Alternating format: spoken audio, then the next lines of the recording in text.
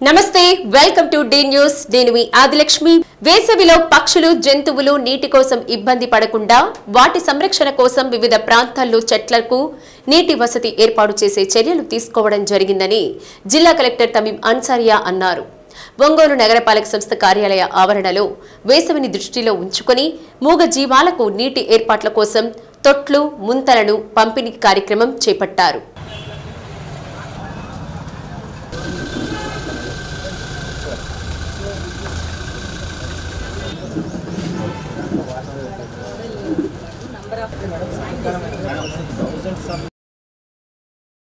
April 3వ శనివారం ప్రపంచ జంతు సంరక్షణ దినోత్సవం జరుపుకుంటామని అందులో భాగంగా జంతు ప్రేమికులు అందరూ కూడా జంతువులను సంరక్షించాల్సిన బాధ్యత ఉందని కలెక్టర్ అన్నారు ప్రతి ఒక్కరూ వేసవిలో ఒక పక్షి కూడా నీరు లేక ఇబ్బంది పడకుండా ఉండాలంటే తప్పనిసరిగా వారి ఇంటి ముందు చిన్న తొట్టిని ఏర్పాటు చేసి నీటిని పోసి సంరక్షించాల్సిన అవసరం ఉందని తెలిపారు కార్యక్రమంలో mayor Gangada Sujatha commissioner doctor Koduru Venkateswara Rao assistant commissioner Kondaiah deputy mayor Vemuri Suryanarayana Mandava Muralikrishna కార్పొరేటర్లు అధికారులు జంతు ప్రేమికులు పాల్గొన్నారు ప్రతి సంవత్సరం ఏప్రిల్ నెల చివరి శనివారం వరల్డ్ వెటనరీ డేగా జరుపుకుంటున్నాము సో ఈరోజు వరల్డ్ వెటనరీ డే సందర్భంగా ఇక్కడ ఒంగోలు మున్సిపల్ కార్పొరేషన్ సంస్థ ద్వారా పక్షుల కోసం జంతువుల కోసం నీటి తొట్టిని దాదాపు ఒక 50 తొట్టిని ఏర్పాటు చేసి ఉన్నారు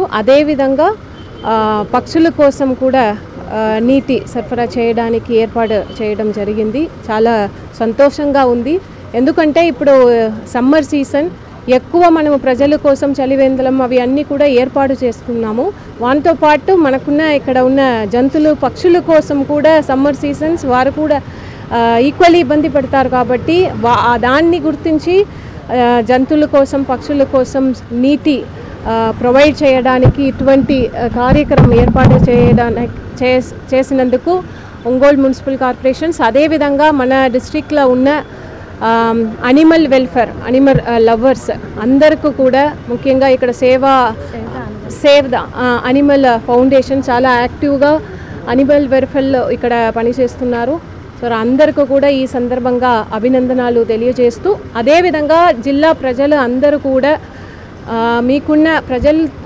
ప్రజలు మీ నైబర్స్తో పాటు అదర్ జంతువులు పక్షుల కోసం మీ వైపు నుంచి కూడా వారికి వాటర్ ప్రొవైడ్ చేయండి అని కోరుతూ సెలవు తీసుకుంటున్నాను ఈరోజు వరల్డ్ వెటనరీ డే సందర్భంగా ఒక మంచి కార్యక్రమానికి నగరపాలక సంస్థ శ్రీకారం చుట్టింది దానికి గాను గౌరవ కలెక్టర్ గారు మాకు ముఖ్య అతిథిగా రావడం మాకు చాలా సంతోషం అయితే ఈరోజు ఈ కార్యక్రమంలో ముఖ్యంగా పక్షులకు జంతువులకు వాటర్ అందించడం అనే కార్యక్రమాన్ని నగరపాలక సంస్థ చేపట్టింది దానికి గాను పార్కుల్లో మనము మట్టి కొండల్లో ఉట్లు కట్టి ప్రతి చెట్లకి కూడా నీళ్లు పోసి పెట్టడం అనేది ఒకటి రెండోది ఏంటంటే కుక్కలకి సిమెంటు కుండీల్లాగా కట్టించి దాన్ని తొట్టెలు పెట్టి అక్కడక్కడ దాన్ని నీళ్లు పోసి పెట్టడం అనేది రెండో కార్యక్రమం ఈ రెండిటి వలన పక్షులకి అటు జంతువులకి కూడా ఎండాకాలం మనమే బయట ఉండి తిరగలేకపోతున్నాము ఈ వేడికి తట్టుకోలేక ఎక్కడ నీళ్లు దొరుకుతాయి ఎక్కడ మజ్జి దొరుకుతుందని చూస్తుంటాము కానీ కుక్కలు నోరు తెరిచి అడగలేవు పక్షులు కూడా అడగలేవు మూగజీవాలు కాబట్టి వాటిని సంరక్షించే బాధ్యత ప్రభుత్వం కూడా తీసుకుంది కాబట్టి అటు భారత ప్రభుత్వం అలాగే మన రాష్ట్ర ప్రభుత్వం కూడా ఈ యొక్క కార్యక్రమాన్ని చేపట్టమన్న ఆదేశాల మేరకు అలాగే మా యొక్క ఒంగోలు మన ఎమ్మెల్యే గారు కూడా సూచనల మేరకు ఈ యొక్క మంచి కార్యక్రమాన్ని చేపట్టడం జరిగింది కనీసం ప్రజలు కూడా పబ్లిక్ కూడా దాన్ని చూసి వాటికి కూడా అందులో తొట్టులో నీళ్లు పోసే విధంగా ముందుకు రావాల్సిందిగా కోరుతూ ఈ యొక్క సమ్మర్ని అందరూ కూడా సమ్మర్కి భయపడకుండా ఈ యొక్క మంచి కార్యక్రమాన్ని చేపట్టమని కోరుతూ సెలవు రెవెన్యూ అధికారులకు సమయం ఇచ్చి పని చేయించుకోవాలని పారదర్శకంగా పనిచేయడానికి తహసీల్దార్లు సిద్ధంగా ఉన్నారని ఏపీజేఏసీ అమరావతి రాష్ట్ర అధ్యక్షుడు బొప్పరాజు వెంకటేశ్వర్లు పేర్కొన్నారు నెల్లూరు బస్టాండ్లోని ఓ ప్రైవేటు హోటల్లో ఉమ్మడి ప్రకాశం జిల్లా తహసీల్దార్లతో సమావేశం నిర్వహించారు తహసీల్దార్లు కష్టపడి పనిచేయడానికి సిద్ధంగా ఉన్నారన్నారు అందుకోసం రాష్ట్ర వ్యాప్తంగా ఉమ్మడి జిల్లాల్లో సమావేశాలు నిర్వహిస్తూ తహసీల్దార్లతో మమేకమవుతున్నామని బొప్పరాజు అన్నారు క్షేత్రస్థాయిలో వాళ్లు ఎదుర్కొంటున్న సమస్యలను చర్చిస్తున్నామని చెప్పారు తహసీల్దార్లు రెవెన్యూ సిబ్బంది పారదర్శకంగా పనిచేయాలంటే కార్యాలయాలకు సరిపడా నిధులు కేటాయించాలన్నారు అదేవిధంగా మౌలిక సదుపాయాలు కూడా కల్పించాలన్నారు. కొత్త చట్టాలు చేస్తున్నారని అందుకు అనుగుణంగా అధికారులకు సిబ్బందికి శిక్షణ కూడా ఇవ్వాలని సూచించారు. సమావేశంలో జిల్లా రెవెన్యూ అసోసియేషన్ అధ్యక్షుడు పిన్నక మధుసూదన్ రావు, కార్యదర్శి వాసుదేవరావు, కోశాధికారి ఊతకోలు శ్రీనివాసరావుతో పాటు రెవెన్యూ అసోసియేషన్ నాయకులు పాల్గొన్నారు. గౌరవ రాష్ట్ర అధ్యక్షులు బొప్పరాజు వెంకటేశ్వర గారు మరియు రామశెట్టి రాజేష్ గారు ప్రతి జిల్లాలో రాష్ట్రంలోని ప్రతి జిల్లాలో తిరుగుతూ మరి జవాబుదారీ, పారదర్శకత, వేగవంతమైన రెవెన్యూ పాలనలో తహసీల్దారుల యొక్క పాత్ర అనే అంశం మీద మరి చర్చిస్తూ ఎలా ఉండాలి, జవాబుదారీతనం ఎలా ఉండాలి, ఎలా రెస్పాండ్ కావాలి, వేగవంతంగా ఎలా ట్రాన్స్పరెంట్ పారదర్శకంగా ఉండాలి, వీటన్ని అంశాల మీద వారు చెప్తూ అదేవిధంగా సభ్యుల సలహాలు వింటూ సమస్యలు తహసీల్దారుల సమస్యలు కూడా కనుగొంటూ రాష్ట్ర వ్యాప్త పర్యటనలో మన ప్రకాశం జిల్లాకి ఈనాడు డేట్ ఇచ్చి ఇచ్చేసి ఉన్నారు. మరి వారు సవివరంగా మనకు ఉండే సమస్యల్ని అదేవిధంగా మనం ఎలా ఉండాలి, మన బాధ్యతని కూడా గుర్తు చేస్తారు. ఇందాకే మార్నింగ్ గౌరవ జిల్లా కలెక్టర్గా బొప్పరాజు గారు కలిసిన నేపథ్యంలో వారు వచ్చిన పనిని వారు చేయబోతున్న పనిని చెప్తూ మనకున్న సమస్యల్ని ముందే వారు వివరించడం జరిగింది. అవన్నీ కూడా వాడుతున్న జిల్లా వాసుల గగన ప్రయాణానికి వేగంగా అడుగులు పడుతున్నాయి. కొత్తపట్నం మండలం అల్లూరు సమీపంలో విమానాశ్రయం ఏర్పాటుకు అవసరమైన సాంకేతిక అనుమతులకు ఎయిర్పోర్టు అథారిటీ ఏఐ అధికారులు పచ్చజెండా ఊపారు. విమానాశ్రయంతో పాటు భవిష్యత్తు అవసరాలకు 1016 ఎకరాలు సేకరించాలని ఆంధ్రప్రదేశ్ ఎయిర్పోర్టు డెవలప్మెంట్ కార్పొరేషన్ లిమిటెడ్కు సూచించారు. ఇందుకు గాను 115.78 కోట్ల రూపాయలు నిధులను మంజూరు చేశారు. విమానాశ్రయం ఏర్పాటుకు అవసరమైన స్థలంపై జేసీ ఇరోనంకి గోపాలకృష్ణన్తో ఎంపీ మాగుంట శ్రీనివాసరెడ్డి, ఎమ్మెల్యే దామచర్ల జనార్దన్ పలుమార్లు చర్చించారు. కొత్తపట్నం మండలం అల్లూరు గ్రామాల మధ్య వ్యాన్పిక్ భూములు ఉన్నట్లు కలెక్టర్ ఆధ్వర్యంలో రాష్ట్ర ప్రభుత్వానికి నివేదిక పంపించారు. ఢిల్లీకి చెందిన ఎయిర్పోర్ట్ అథారిటీ అధికారులు 3 నెలల క్రితం క్షేత్రస్థాయిలో ప్రతిపాదనా స్థలాలను ప్రత్యక్షంగా పరిశీలించారు. దక్షిణం వైపు నల్లవాగు ఉండడంతో భవిష్యత్తులో వరదలను దృష్టిలో ఉంచుకుని డిజైన్లో మార్పు చేశారు. రన్వేతో భవిష్యత్తు అవసరాలకు 1016 ఎకరాలు సేకరించాల్సి ఉంటుందని ఏఐ అధికారులకు గుర్తించారు. ఇందులో వ్యాన్పిక్ భూములు 736 ఎకరాలు పోను మరో 280 ఎకరాలు సేకరించాలని ఏపీ ఏడీసీఎల్ను ఆదేశించారు. ఈ మేరకు ఆర్డీఓ లక్ష్మీ ప్రసన్న రెవెన్యూ అధికారులతో కలిసి జేసీ గోపాలకృష్ణ క్షేత్రస్థాయిలో పర్యటించారు. చిత్రపటాల ఆధారంగా భూములను పరిశీలించారు. సర్వే చేసి భూసేకరణపై నివేదికను త్వరితగతిన సమర్పించాలని రెవెన్యూ అధికారులను జేసీ ఆదేశించారు. అనంతరం రైతులకు పరిహారం అందించి సదరు భూములను సేకరిస్తారు. ఒంగోలుకు సమీపంలో గ్రీన్ ఫీల్డ్ ఎయిర్పోర్టు నిర్మాణానికి సాధ్యాసాధ్యాలు పరిశీలించేందుకు చర్యలు తీసుకోవడం జరిగిందని జిల్లా సంయుక్త కలెక్టర్ ఇరోనంకి గోపాలకృష్ణ తెలిపారు. ముఖ్యమంత్రి చంద్రబాబు నాయుడు ఆదేశాలతో ఎయిర్పోర్టు నిర్మాణానికి అనువైన స్థలాన్ని ఎంపిక చేసేందుకు చర్యలు చేపట్టామన్నారు. ఎయిర్పోర్టు అథారిటీ అధికారులు ఇటీవల జిల్లాలో పర్యటించి ఎయిర్పోర్టుపై నివేదిక అందజేసి 1086 ఎకరాలకు భూమి అవసరమని తెలపడం జరిగిందన్నారు. 1086 ఎకరాలకు సంబంధించి ప్రాథమిక సర్వే చేపట్టామని, భవిష్యత్తు అవసరాలకు 332 ఎకరాలు అవసరం గుర్తించడం జరిగిందన్నారు. తదుపరి ఉన్నతాధికారుల ఆదేశాలు వచ్చిన వెంటనే భూసేకరణ ప్రక్రియ చేపడతామని జేసీ తెలిపారు. ఒంగోలు సమీపంలో నూతన గ్రీన్ఫీల్డ్ ఎయిర్పోర్ట్ కన్స్ట్రక్షన్ కోసం దాని తాలూకా సాధ్యాసాధ్యాల కోసం గౌరవ ముఖ్యమంత్రి గారి ఆదేశాల మేరకు చర్యలు తీసుకోవడం జరుగుతూ ఉంది. అందులో భాగంగా ఇటీవల ఎయిర్పోర్ట్ అథారిటీ ఆఫ్ ఇండియా వాళ్ళు ఈ ప్రాంతాన్ని సందర్శించి ఫీజిబిలిటీ రిపోర్ట్ని ప్రభుత్వానికి సబ్మిట్ చేయడం జరిగింది. ఆ ప్రాప్తికి వారు ఐడెంటిఫై చేసిన ఏరియా ఫీజిబిలిటీ రిపోర్ట్ ప్రకారం మొత్తం 1086 ఎకరాల ల్యాండ్ అవసరమైనట్లుగా భావిస్తూ ఉన్నాం. సో సర్వే కూడా ప్రిలిమినరీ సర్వే కూడా కండక్ట్ చేయడం జరిగింది. అందులో భవిష్యత్ అవసరాలకు కూడా ఒక 332 ఎకరాలు పెట్టడం జరిగింది. సో ప్రభుత్వం నుంచి తదుపరి ఆదేశాలు వచ్చిన వెంటనే రిక్విజిషన్ సంబంధిత సిఈఓ ఏపీఐడిసిఎల్ నుంచి వచ్చిన వెంటనే ల్యాండ్ ఎక్విజిషన్ ప్రక్రియ ప్రారంభించడం జరుగుతుంది. మనకి ఇన్ ప్రిన్సిపల్ అప్రూవల్ అయితే ఎయిర్పోర్ట్ అథారిటీ ఆఫ్ ఇండియా నుంచి మరి ఫీజిబిలిటీ రిపోర్టు సమర్పించడం అయితే జరిగింది. రానున్న విద్యా సంవత్సరానికి 1 నుండి 10వ తరగతి వరకు సంబంధించిన నూతన పాఠ్య పుస్తకాలు అందుబాటులోకి వచ్చాయి. రాష్ట్ర ప్రభుత్వం ముద్రించిన ఫస్ట్ సెమిస్టర్ పుస్తకాలు త్రోవగుంటలోని జిల్లా పాఠ్య పుస్తకాల కార్యాలయం నుండి ఉమ్మడి జిల్లాలోని 56 మండలాలకు ప్రభుత్వ ప్రాథమిక ఉన్నత పాఠశాలలకు పంపిణీ చేసే కార్యక్రమం ప్రారంభమైంది. పుస్తకాలు రవాణా చేసే ఆర్టీసీ బస్సును డీఈఓ కిరణ్ కుమార్ జెండా ఊపి ప్రారంభించారు. Sales officer manager YV Shivaji మాట్లాడుతూ గతంలో కంటే భిన్నంగా ఇప్పుడు 1 నుండి 10వ తరగతి వరకు పుస్తకాల మోత లేకుండా ఒకే పుస్తకంలో ఇంగ్లీష్ తెలుగు మీడియంలో రాష్ట్ర ప్రభుత్వం ముద్రించడం జరిగిందని తెలిపారు. దాదాపు 12,44,480 పుస్తకాలు ఫస్ట్ సెమిస్టర్కు వచ్చాయని, సెకండ్ సెమిస్టర్కు సంబంధించిన పుస్తకాలు ఆగస్టు సెప్టెంబర్ నాటికి జిల్లా కేంద్రానికి రానున్నాయన్నారు. ఒంగోలు ఆర్టీసీ డిపో అధికారుల సహకారంతో జిల్లాలోని 56 మండలాల్లోని ఎంఆర్సీ సెంటర్లకు ఈ పుస్తకాలు అందజేయబడతాయని, జూన్ 12వ తేదీ నాటికల్లా విద్యార్థుల చేతుల్లో నూతన పుస్తకాలు ఉంటాయని తెలిపారు. Ongole RTC depot manager Dharmavarapu Srinivasa Rao మాట్లాడుతూ 2021 నుండి ప్రకాశం జిల్లాలో పుస్తకాల పంపిణీ ఆర్టీసీ చేరవేస్తోందని, ఈ ఏడాది కూడా రవాణా చేపట్టిందని తెలిపారు.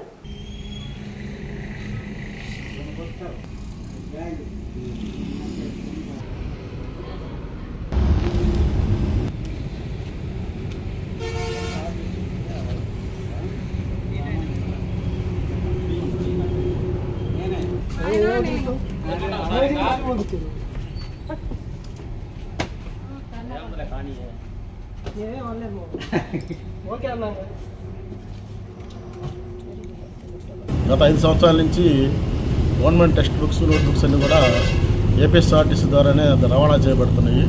ఫస్ట్ 2021లో స్టార్ట్ చేసినప్పుడు చాలా పకడ్బందీగా ఎటువంటి డ్యామేజ్ లేకుండా టైంకి అందించగలిగాము.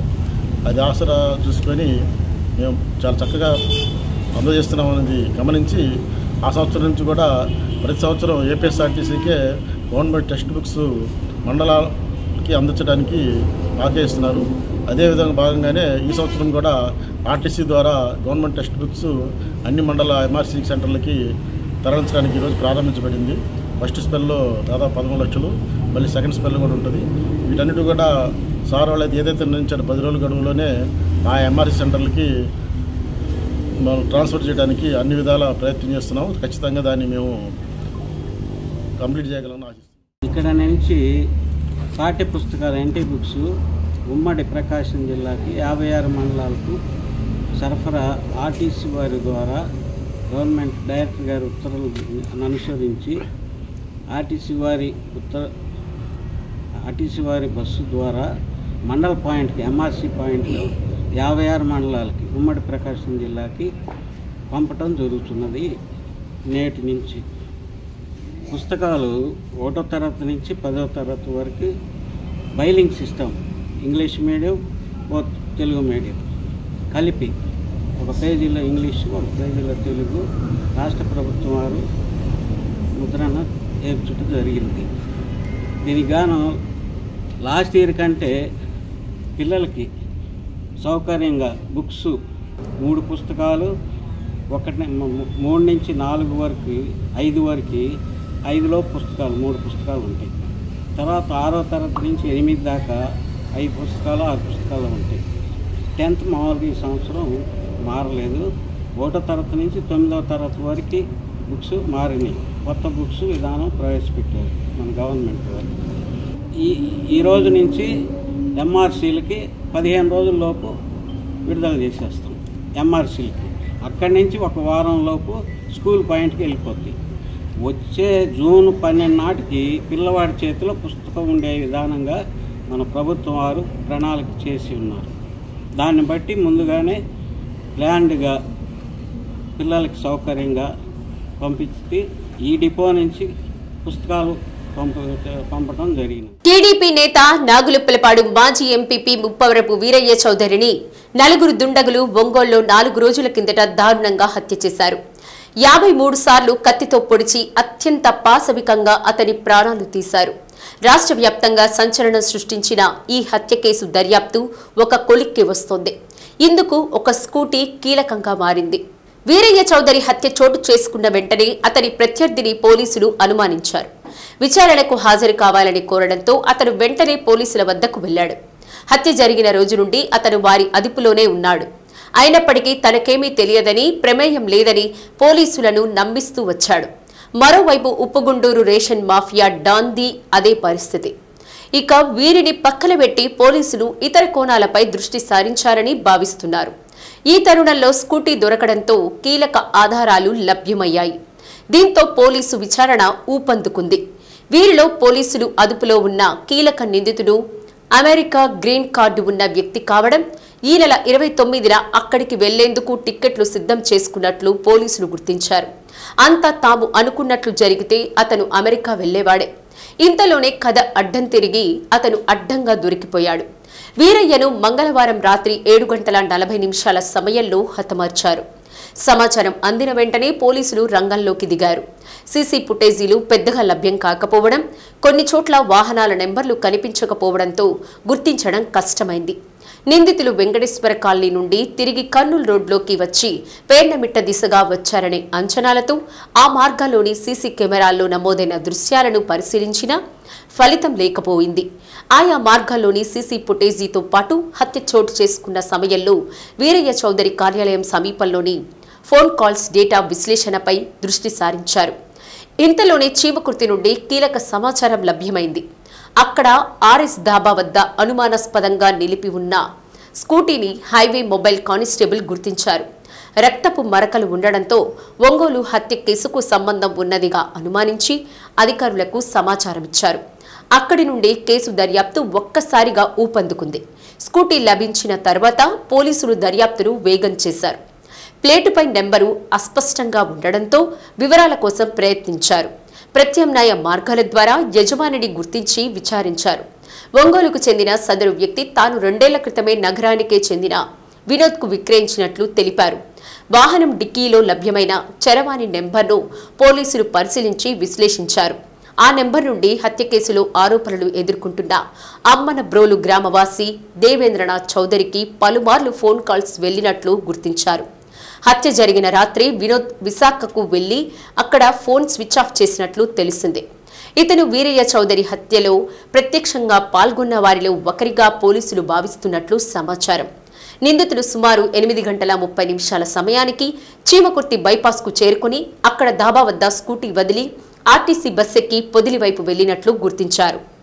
21 సంవత్సరాలుగా వందలాది మందిని చిత్రకారులుగా తీర్చిదిద్దుతున్న సృష్టి ఆర్ట్స్ అకాడమీ ఆధ్వర్యంలో ప్రతి సంవత్సరం వేసవి సెలవుల సందర్భంగా ఆసక్తి కలిగిన విద్యార్థులకు చిత్రకళా రంగంలో తర్ఫీదు ఇస్తూ ఒంగోలుతో పాటు రాష్ట్ర వ్యాప్తంగా తన ప్రత్యేకతను చాటుకుంటుంది.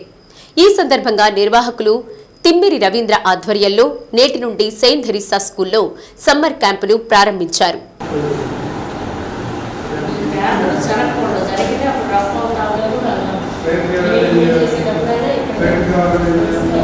సమ్మర్ క్యాంపు వేసవి సెలవులు ముగిసేంత వరకు ఉంటుందని నిర్వాహకులు తెలిపారు. వయసుతో నిమిత్తం లేకుండా ప్రతి ఒక్కరికి క్యాంపులో ప్రవేశం ఉంటుందని, ఆసక్తి గలవారు సంప్రదించి 4 రోజులకు పైగా జరిగే సమ్మర్ క్యాంపులో పాల్గొని చిత్రకారులుగా తయారవ్వాలని తెలిపారు. సృష్టి ఆర్ట్స్ అకాడమీలో శిక్షణ పొందిన ఎంతో మంది రాష్ట్ర వ్యాప్తంగా జాతీయ స్థాయిలో చిత్రకళా రంగంలో మంచి ప్రావీణ్యత సాధించి ఎన్నో అవార్డులు, రివార్డులు సాధించాలని రవీంద్ర పేర్కొన్నారు. ఈ సమ్మర్ క్యాంపు నిర్వాహకులుగా తూనుగుంట నాగమణి, తిమ్మిరి శిరీష, తిమ్మిరి భానుచందర్ తదితరులు వ్యవహరిస్తున్నారు. నా పేరు డాక్టర్ తిమ్మిరి రవీంద్ర. సృష్టి ఆర్ట్ అకాడమీ ఆధ్వర్యంలో గత 22 సంవత్సరాల నుంచి మేము ఈ డ్రాయింగ్ అండ్ పెయింటింగ్లో సమ్మర్ క్యాంప్ నిర్వహించడం జరుగుతుంది. పిల్లలకి, పెద్దవాళ్ళకి అవుట్లైన్ డ్రాయింగ్ నుంచి water colours, oil colours, acrylic colours canvas మీద వేయటం, అదేవిధంగా వాళ్ళు పెయింటింగ్ కాంపిటీషన్స్లో ఎలా పార్టిసిపేట్ చేయాలి, ఆర్ట్ ఎగ్జిబిషన్స్లో ఎలా పార్టిసిపేట్ చేయాలి, అనేది దానిలో వివరించడం జరుగుతుంది. పిల్లలు పెద్దలు అందరూ దాన్ని ఆసక్తిగా నేర్చుకుంటున్నారు. దాన్ని సద్వినియోగం చేసుకోవాల్సిందిగా కోరుతున్నాము. గతంలో మా యొక్క విద్యార్థులు దాదాపుగా 10 మంది వరల్డ్ రికార్డ్స్ చేశారు. Guinness world records, Limca book of records, India book of records అట్లా చేశారు. 24 గంటలు కంటిన్యూషన్గా పెయింటింగ్, ఎండిపోయిన ఆకుల మీద పెయింటింగ్ చేస్తూ ఒక అమ్మాయి, అదేవిధంగా 24 గంటలు కంటిన్యూషన్గా క్యాన్వాస్ మీద యాక్రిలిక్ కలర్స్ తోటి కోన్ పెయింటింగ్ చేశారు ఒక అబ్బాయి, హేమంత్ అని. అదేవిధంగా గంధం, విభూది, కుంకుమ వాటితోటి సాయిబాబా చిత్రాన్ని ఒక అబ్బాయి సాయిబాబా గుళ్ళో వరల్డ్ రికార్డ్ చేశారు. అదేవిధంగా 100 గంటలు కంటిన్యూషన్గా ప్రోగ్రాం చేశాం మేము. అట్లా కొంతమంది స్టూడెంట్స్, మా యొక్క విద్యార్థులు అందరూ కలిసి వరల్డ్ రికార్డ్స్ పెయింటింగ్లో సాధించారు. అదేవిధంగా రాష్ట్ర, జాతీయ స్థాయిలో వాళ్ళు ఆర్ట్ ఎగ్జిబిషన్స్లో, కాంపిటీషన్స్లో వాటిలో ప్రైజులు కూడా తీసుకున్నారు. పహల్గాంలో పర్యాటకులపై ఉగ్రవాదులు చేసిన అమానుష దాడులను యావత్తు ప్రపంచమంతా ఖండించాలని సిపిఎం పిలుపునిచ్చింది. ఈ దాడిని ఖండిస్తూ సిపిఎం ఒంగోలు నగర కమిటీ ఆధ్వర్యంలో కర్నూలు రోడ్లోని సాగర్ హోటల్ సెంటర్లో కొవ్వొత్తులతో నిరసన ప్రదర్శన చేపట్టారు. ఈ సందర్భంగా పార్టీ జిల్లా కార్యదర్శి ఎస్కే మాబు, కార్యదర్శి వర్గ సభ్యులు జీవి కొండారెడ్డి మాట్లాడుతూ పహల్గాంలో జరిగిన ఉగ్రవాద దాడుల్లో 28 మంది మరణించడం బాధాకరమన్నారు. మరణించిన వారికి సంతాపాన్ని, వారి కుటుంబాలకు సిపిఎం సానుభూతిని తెలియజేస్తుందన్నారు. లష్కరే తోయిబా ఉగ్రవాదులు గత నెల రోజుల కిందట దాడి చేయడానికి ప్రయత్నిస్తున్నారని నిఘా వర్గాల ద్వారా తెలిసినప్పటికీ పర్యాటకులకు భద్రత కల్పించడంలో కేంద్ర ప్రభుత్వం పూర్తిగా విఫలమైందన్నారు. ఉగ్రవాద చర్యలు అరచడానికి తీసుకున్న చర్యలు నామమాత్రంగా ఉన్నాయని, భద్రత కల్పించడంలో కేంద్ర ప్రభుత్వ వైఫల్యం ఉందని అన్నారు. మతాల మధ్య చిచ్చు పెట్టే ప్రయత్నాలు విరమించుకోవాలన్నారు. హిందూ, ముస్లిం భాయి ఐక్యంగా ఉగ్రవాద దాడులను ఎదుర్కోవాలన్నారు. ఉగ్రవాదులు ఎదురైతే ఈ దాడులకు పాల్పడ్డారో వాళ్లను తక్షణమే అరెస్ట్ చేయాలని, కఠినంగా శిక్షించాలని సిపిఎం పార్టీ డిమాండ్ చేస్తూ వారి కుటుంబాలకి సానుభూతిని, సంతాపాన్ని తెలియజేస్తుందని పేర్కొన్నారు. కార్యక్రమంలో నగర కార్యదర్శి చీకటి శ్రీనివాసరావు, సభ్యులు G Ramesh, K Ramadevi, Kalam Subbarao, Y Siddaiah, Thambi Srinivasulu, G Adilakshmi, T Mahesh, Dama Srinivasulu, Marella Subbarao తదితరులు పాల్గొన్నారు. జమ్మూ కాశ్మీర్లో అమానుషమైనటువంటి ఉగ్రవాదుల దాడిని సిపిఎం తీవ్రంగా ఖండిస్తుంది. ఆ దాడిలో మరణించిన 28 మంది టూరిస్టులకు నివాళులు అర్పిస్తూ వారి కుటుంబాలకు సానుభూతిని తెలియజేస్తుంది. ఈరోజు కేంద్ర ప్రభుత్వం ఉగ్రవాదుల దాడిని నిలవరించడంలో వైఫల్యం చెందింది. జమ్మూ కాశ్మీర్ని రాష్ట్రపతి పాలన విధిస్తూ అక్కడ చర్యలు తీసుకుంది. రాష్ట్రాన్ని మేము రక్షిస్తామని చెప్పింది. కానీ ఆచరణలో దాడి జరుగుతూ ఉంటే సుదూర ప్రాంతంలో సైన్యం కానీ పోలీసులు కానీ లేరు. మొత్తం అయిపోయిన తర్వాత అక్కడికి వచ్చారు. అక్కడ సాధారణమైన ప్రజానీకమే ఆయుధాలు లేకుండా దాన్ని నివారించడానికి ప్రయత్నం చేసి ముస్లింలు సైతం అక్కడ మరణించిన పరిస్థితిని మనం చూసాం. ఈరోజు కేంద్ర ప్రభుత్వం దీన్ని ఉపయోగించుకొని ఉగ్రవాదాన్ని అరికట్టడం కాదు, ఎన్నికల్లో లబ్ధి పొందడానికి ప్రయత్నం చేస్తూ ఉంది. మనకు ఖచ్చితంగా కనబడుతుంది. ప్రధానమంత్రి ఇది జరిగిన వెంటనే బీహార్ వెళ్ళి పాకిస్తాన్ మీద, ఉగ్రవాదం మీద మేము తీవ్రమైన దాడి చేయబోతున్నామని చెప్పి బీహార్లో ప్రకటించడం అంటే అక్కడ రానున్న ఎన్నికల్లో లబ్ధి పొందేందుకు. అంటే ఈరోజు కాశ్మీరు ప్రజలు మాకు అక్కర్లేదు, కాశ్మీర్లో భూములు కావాలి అనే పద్ధతుల్లో ఈరోజు కేంద్ర ప్రభుత్వం ఉంది. అక్కడ చట్టాన్ని మార్చి ఈరోజు కార్పొరేట్లకి భూములను కట్టబెట్టేందుకు ప్రయత్నం తప్ప కాశ్మీర్ సమస్యలు, ఉగ్రవాద సమస్యను పరిష్కరించేటువంటి పరిస్థితుల్లో లేదు. ఈరోజు దేశవ్యాప్తంగా అనేక మంది ఉగ్రవాదానికి వ్యతిరేకంగా పోరాడుతూ ఉన్నారు. వాళ్ళు ఏ మతంలో ఉన్నా సరే. కాశ్మీర్లో టూరిస్టులపై ఉగ్రవాదులు చేసిన అమానుషకాండను సిపిఎంగా మేము తీవ్రంగా ఖండిస్తున్నాం.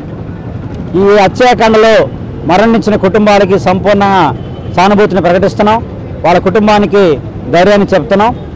ఈరోజు ప్రపంచ శాంతి కావాలి, ఉగ్రవాదం నశించాలి, మస్సామరస్యం వద్దులాలంటూ దేశవ్యాప్తంగా ఈ నిరసన కార్యక్రమాలకు మేము పిలిపించడం జరిగింది. ఉగ్రవాదాన్ని వేరువేయాలి, మస్సామరస్యాన్ని కాపాడాలి, దీంట్లో కేంద్ర ప్రభుత్వం యొక్క వైఫల్యాన్ని ప్రజానీకం కూడా ప్రశ్నించాల్సిన అవసరం ఉంది. తక్షణమే కేంద్ర ప్రభుత్వం దేశవ్యాప్తంగా ఉగ్రవాదులు వేరేయటం కోసం చేసే చర్యలకు మేము సంపూర్ణంగా మద్దతు ప్రకటిస్తున్నాం. ప్రపంచ శాంతి కావాలని కోరుకుంటున్నాం. కాశ్మీర్లో జరిగినటువంటి ఉగ్రవాద దాడిలో అమరులైనటువంటి మృతులకు నివాళులు అర్పిస్తూ సిపిఎం ఆధ్వర్యంలో ఈరోజు ఈ నివాళి కార్యక్రమాన్ని ఏర్పాటు చేయడం జరిగింది.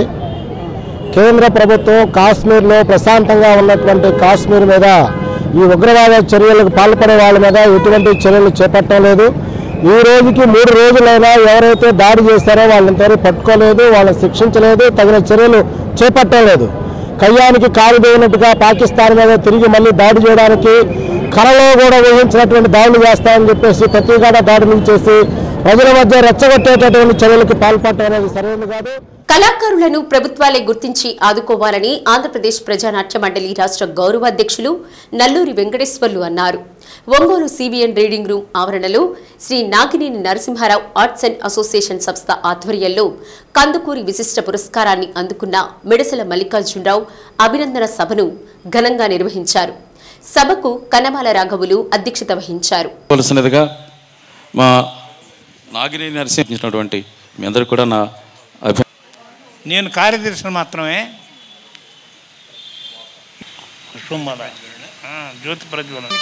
పౌరాణిక నాటకాలను ప్రజలు మెచ్చే విధంగా చేయించడంలో మిడసల అభినందనీయుడని డాక్టర్ పరాంకుశం కేశవాచార్యులు కొనియాడారు. నాగభైరవ సాహిత్య పీఠం అధ్యక్షులు నాగభైరవ ఆదినారాయణ మాట్లాడుతూ ప్రతి సాహిత్య సభలో ఓ సామాన్య కార్యకర్తగా పనిచేస్తూ ఉంటాడని ప్రశంసించారు.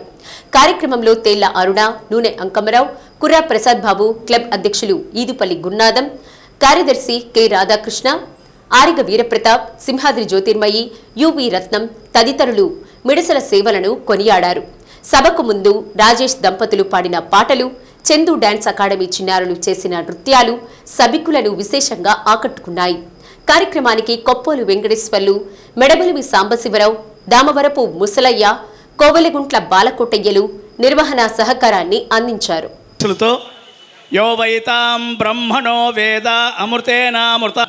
ఆయనే మూల కారణం కాబట్టి మీ పిల్ల సూటిగా వేసేయి. అందరూ కూడా నంది అవార్డ్స్ వచ్చిన యాక్టర్స్ వాళ్ళందరూ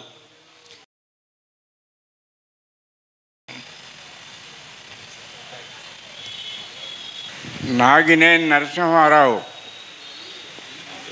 గొప్ప గాయకుడు, ఉపాధ్యాయుడిగా ఉండటమే కాకుండా గొప్ప నాయకుడు. ఒకప్పుడు సిబిఎన్ రీడింగ్ రూమ్లోనే ఒక రూమ్లో ఆయన హార్మోనియం పెట్టుకొని కూర్చునేవాడు. పైన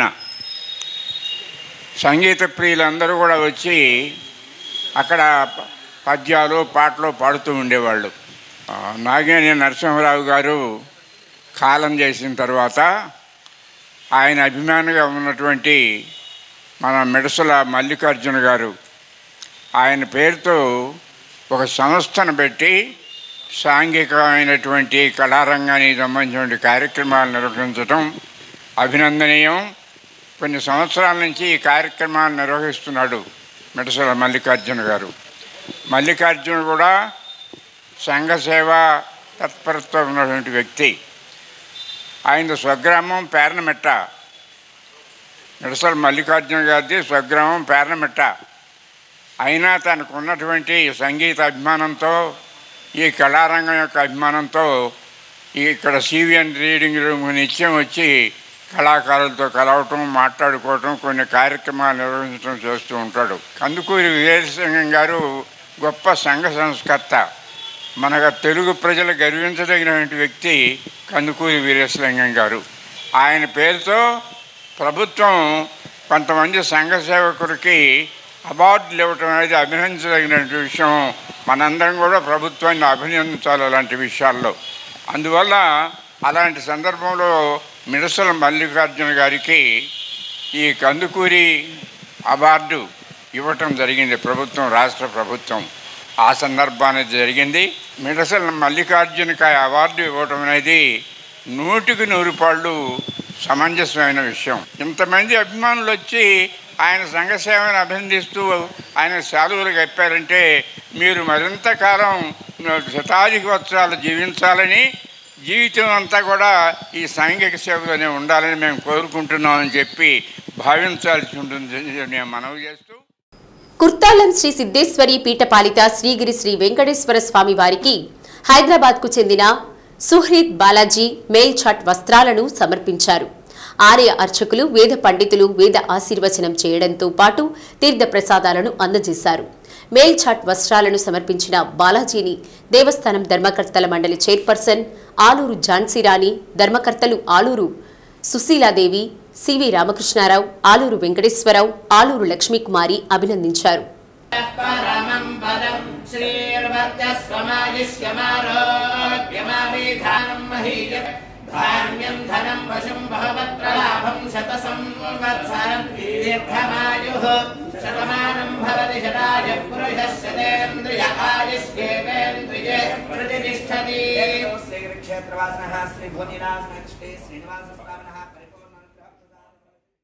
ప్రార్థించే పెదవుల కన్నా సాయం చేసే చేతులు మిన్నా అన్న మదర్ తెరిస్సా మాటలను నిజం చేస్తూ షేక్ ఖాదర్, షేక్ కాసిం కుటుంబ సభ్యులు వారంతా దృష్టిలోపంతో బాధపడుతున్నవారు.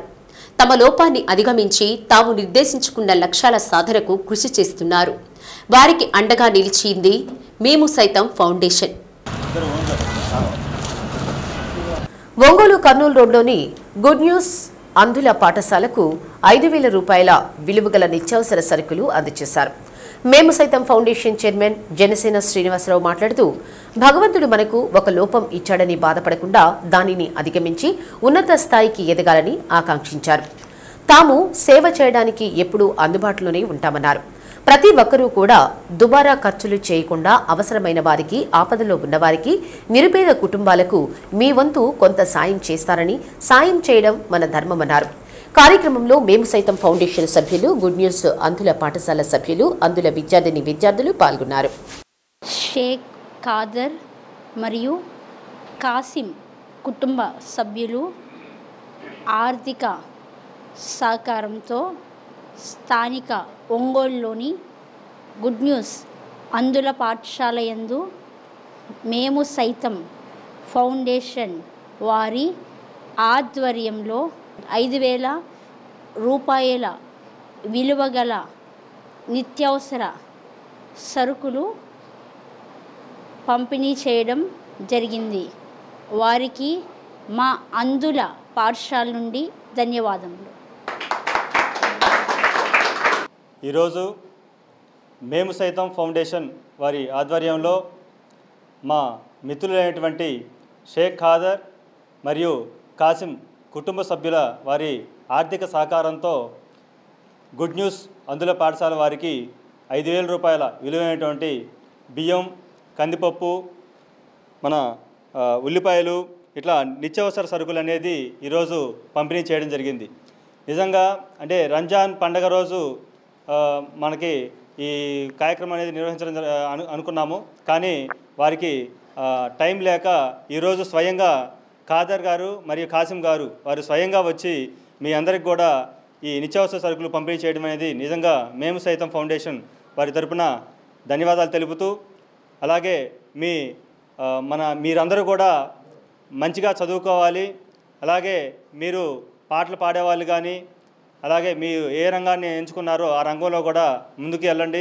మనకి ఉన్న అవయవ లోపం అనేది అది లోపం మాత్రం కాదు, ఖచ్చితంగా దేవుడు మనకి ఏదో ఒక శక్తి అయితే ఇస్తాడు. ఆ శక్తిని మీరు నిజంగా అందుబాటులో చేసుకొని దాన్ని వినియోగించుకుంటారని చెప్పి కోరుకుంటూ మరొకసారి మనకి ఈ నిత్యావసర సరుకులు పంపిణీ చేసినటువంటి ఖాదర్ గారు మరియు సమాజ సేవే లక్ష్యంగా సూర్యశ్రీ దివ్యాంగుల చారిటబుల్ ట్రస్ట్ ముందుకు నడుస్తోందని ట్రస్ట్ వ్యవస్థాపకులు మండవ మురళీకృష్ణ అన్నారు.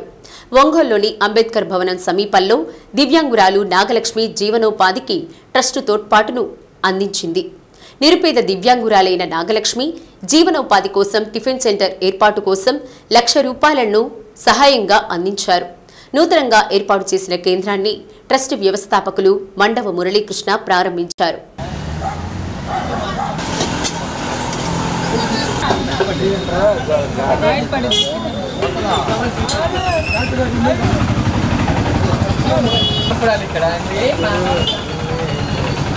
అప్పుడే కదా తిప్పే వీడియో తీయాలి.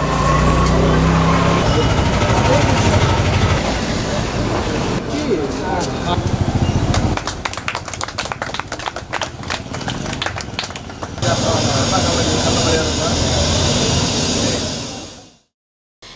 వివాహం చేసుకుని భర్తను కోల్పోవడంతో పాటు అనేక ఇబ్బందులు పడుతున్న నాగలక్ష్మి తమ ట్రస్టును ఆశ్రయించడం జరిగిందన్నారు.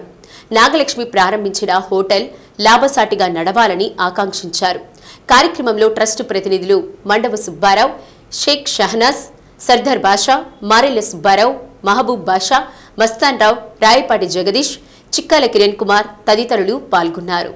ఈరోజు మన ప్రవాస భారతీయుల సహకారంతో మా సూర్యశ్రీ చారిటబుల్ ట్రస్ట్ ఆధ్వర్యంలో చిన్న టిఫిన్ సెంటర్ ఏర్పాటు చేయడం అనేది ఈ దివ్యాంగులైన నాగలక్ష్మికి వారు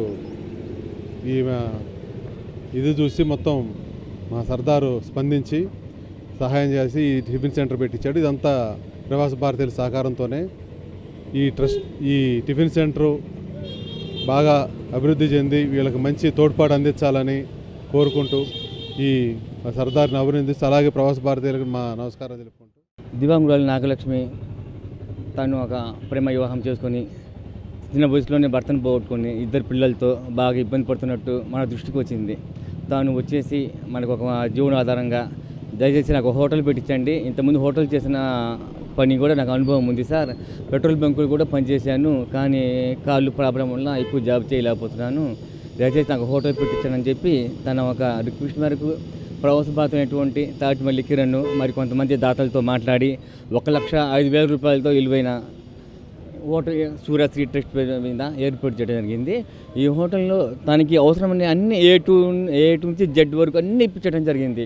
ఈ ఒక హోటల్ ఉపయోగించుకొని నాగలక్ష్మి జీవితంలో స్థిరపడాలని సూర్యశ్రీ ట్రస్ట్ మనస్ఫూర్తిగా కోరుకుంటూ మండ మురళీకృష్ణ గారికి మా ట్రస్ట్ వ్యవస్థాపకులైనటువంటి మండ మురళీకృష్ణ గారి సహకారంతో ఇటువంటి సేవా కార్యక్రమాలు మరెన్నో చేస్తాయని హోటల్ పెట్టించినందుకు శ్రీ సూర్య ట్రస్ట్ చారిటబుల్స్ వాళ్ళకి చాలా ధన్యవాదాలు సార్. నాకు ఒక కాల్ లేదు, అదిగాక మా ఆయన కూడా చనిపోయి ఉన్నారు. నేను చాలా దీనస్థితిలో ఉండి ఈ యూట్యూబ్లో చూసి సార్ని కలవడం జరిగింది. సార్ నాకు కొంచెం ఇట్లా ప్రాబ్లమ్స్ ఉన్నాయి, కానీ ఇంట్లో జరగడం చాలా కష్టంగా ఉందని చెప్పి రిక్వెస్ట్ చేసుకొని అడిగితే నా దీనస్థితి చూసి సర్దార్ సారు నాకు హెల్ప్ చేశారు. ప్రతి ఒక్క నా హోటల్కి సంబంధించి ప్రతి ఒక్క ఐటము నాకు తీసేయడం జరిగింది. ఇలా చేసినందుకు నాకు చాలా హ్యాపీగా ఉంది. అదేకాక నాకు ఒక పాప ఒక బాబు కూడా ఉన్నారు. వాళ్ళకు కూడా ఫ్యూచర్లో బాగుండాలని నేను కోరుకుంటున్నాను. డి న్యూస్లో నేటి మాట. సంతోషం సీతాకొక చిలుక వంటిది. దానికోసం పరిగెత్తినంత కాలం మనకు అందదు. మనం ప్రశాంతంగా కూర్చుంటే అదే వచ్చి మనపై వాలుతుంది. డి న్యూస్ ఇంతటితో సమాప్తం. నమస్కారం.